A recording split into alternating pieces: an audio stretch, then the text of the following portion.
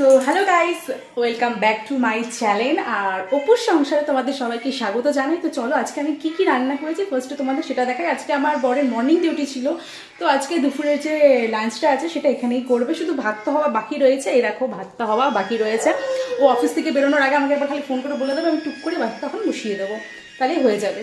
তো কী রান্না করেছি চলো তোমাদের সাথে ফার্স্টে শেয়ার করি। ওকে, তো ফার্স্টে করেছি হচ্ছে কষা কষা ডিম, এখানে রয়েছে টমেটো দিয়ে টকের ডাল, আর এখানে রয়েছে এটা কি তোমরা গেস করতে পারবে কি কেউ?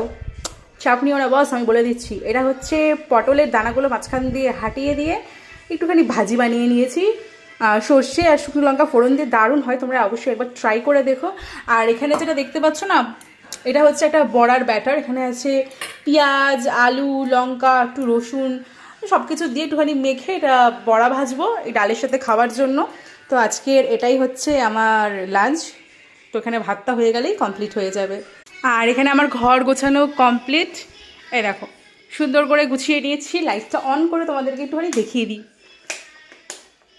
এই যে বিছানাটা গুছিয়ে নিয়েছি। এখানে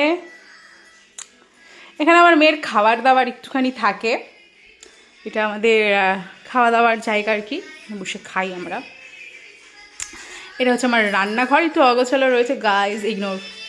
এখানে আমার মেয়ে এই যে ফোন দেখছে, এনাকে সামলাতেই আমার একবারে অবস্থা খারাপ হয়ে যায়। তো চলো আজকের ব্লগটা এইটুকুই ছিল, আশা করি তোমাদের সবার ভালো লেগেছে। আর আজকালকার দিনে কে কজনের কথা শোনে বলো তো? যদি একজনও আমার কথা শুনে থাকে তাতেই আমি হ্যাপি। জানি আমার ভিউজ সেরকম হয় না, যদি একটা দুটোও হয় তাতেই আমি হ্যাপি। তো তাদের জন্য আমি ভিডিও বানাবো। তো চলো টাটা, বাই বাই, আজকের জন্য এইটুকুই। সবাই ভালো থেকো।